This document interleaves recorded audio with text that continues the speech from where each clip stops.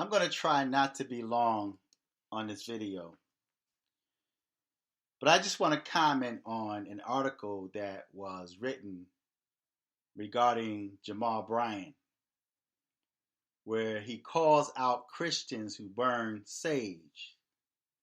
He says it's witchcraft, satanic aromatherapy. Now, much of what he spoke on in this article is valid information. It's true. A lot of what he says is true. But when it comes down to Jamal Bryant, the first thought comes to my mind when he teach on messages like this is the fact that he committed adultery. He went outside of his home. He tore up his home. He tore up his family. And then even after he was divorced, he had a child out of wedlock. So pastors like this, it's really hard for me to listen to what they have to say. They could be teaching the truth, but it's extremely hard to listen to them. Not so much as because of the message that he teaches, but because of how he teaches the message and how he condemns people that do these things. Now, when it comes to sage, I've studied and researched sage myself, and it's like burning frankincense and myrrh. It's all according to your will and the intention that you put into it. It's your motive and intention behind doing that, because even in voodoo or Santeria or other forms of dark magic or dark arts, it's according to your motive and intention, because many of them use the book of Psalms. You have places that sell witchcraft items. They also sell the book of Psalms. And they use the Psalms for magic, for various types of craft. So it really depends upon your motive and intent on using that. So everything he said in this article, and I'm going to put the link on the bottom and you can read it for yourself. But everything he said in this, the majority of what he said, I agree with him. But I just can't wrap my mind around the fact that he tore up his family, he tore up his church, and then even after his divorce, he had a child out of wedlock. Now, what also threw me off in this article is where he said, the people who believe that they are their own God, we don't know how to approach them or even how to attack it, because we have minimized demonic possession as those who are foaming around their mouth, eyes are roaming in the back of their head, and they are squirming on the floor. That's how we recognize demons, he said. But this is where he threw me off. Demonic possession, he argued, can be reflected in a number of ways, including when someone cannot apologize or is unwilling to submit to the leadership and the order of their church. In other words, submit to him as God. So he goes from talking about how people believe that they are their own gods and how they're worshiping demons and practicing witchcraft, and then he takes it into the fact that they are not submitting or can't apologize or unwilling to submit to leadership and the order of their church. Not God, but the leadership and the order of their church. Now, another issue I have with this is that there are so many black people that's leaving the black church and that have negative thoughts regarding the black church, simply because of the fact that there's nothing really to hold them outside of religion in the black church. It's sad that black people have to delve into witchcraft and the dark arts in order for preachers to start trying to preach righteousness or holiness to them, when they should have been preaching and teaching it all along to keep them. There are so many people that's still in church, that's lost in church. They shout every Sunday in church. They speak in tongues. They pray. They fast. They receive communion. They attend Bible study, Sunday school. They're in the choir. They're on the usher board. They pay their tithe and offering, but they are still lost in church because there's nothing in church to hold them. Once they leave that building, they have to live their life. They now have to deal with reality in the world. And the churches are not giving them the tools and the weapons that they need to be able to survive in the world. So many of them are being washed away. Many are being washed away with the elements and the evils of society. Many of them are committing suicide. And it's sad because they would preach against burning sage, but yet right in their own churches, they have sodomites in the pulpit. They have sodomites in the choir. They have sodomites in every level of the church. But they don't preach against that. And I've always said, and I will still say, that a homosexual and a transgender should never feel comfortable in church. A person that's committing a sin, a person that's committing an abomination, should never be able to sit in church comfortably. It's going to have two effects on them.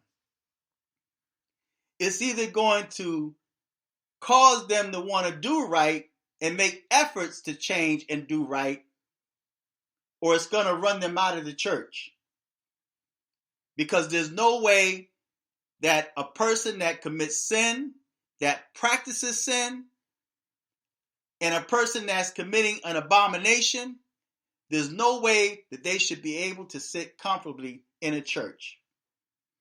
Sunday after Sunday, they feel so at ease being in that environment, and will even stand up and testify or test a lie and feel comfortable doing it. The people will make them feel comfortable in their mess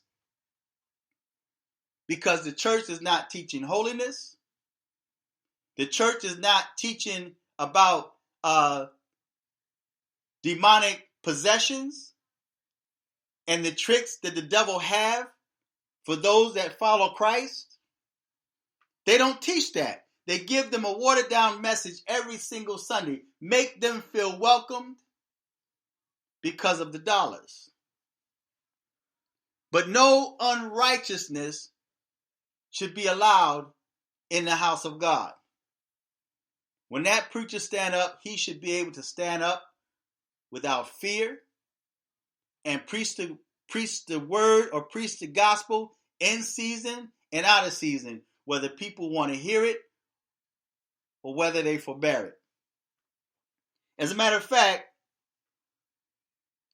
there's a scripture in the Bible that says, "Woe unto the pastors that destroy and scatter the sheep of my flock." Jamal Bryant destroyed the sheep. He destroyed the flock by his actions.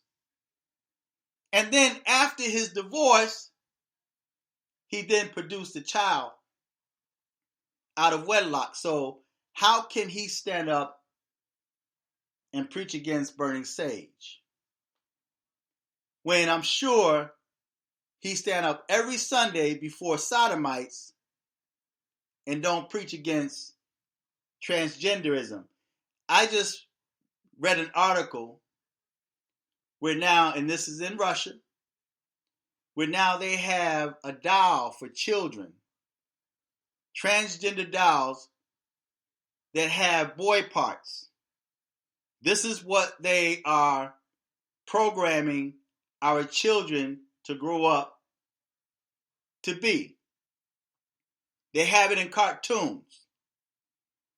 But how many preachers do you know, how many gospel preachers that's preaching out against that? They're afraid because they're afraid of losing membership. They're afraid of losing finances. And they are afraid of being brought to the light. And it's sad because when you do have a preacher that stand up and preach righteousness and someone records them, and now he started taking pressure from society or from the demonic element, then he began to start backpedaling. He started going back on his word. There's not too many preachers I know that will stand up and speak boldly. He's afraid of losing his tax status or his tax exempt status. He's afraid of what people might say about him, that he's homophobic. So he attacked people that burn sage when the church also burned incense. There are churches or pastors that preach against burning incense.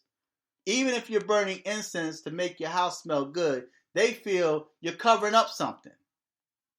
But your house should be so clean to the point where you don't need to burn incense. Incense are usually burned to cover up funk or to cover up mess that you're in.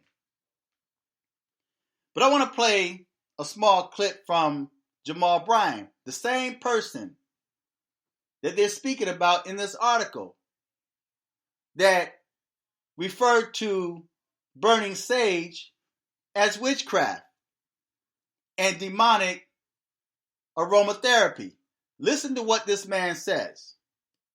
You've been very open over the years about past infidelity. Yes. And how you grew from that. Yes. What do you make of some people out there who will look at this decision to bring you in as senior pastor as new birth trading one controversy for possibly another? No, I think that it's right on target to be a match made in heaven.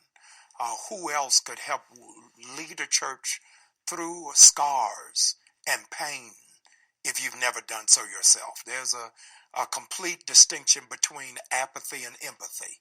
You have to live through some things in order to address it and meet it. So keep this in mind. He just got done condemning burning sage. Now, myself personally, I don't like burning sage. I don't like the smell of sage. It smells like weed to me, right?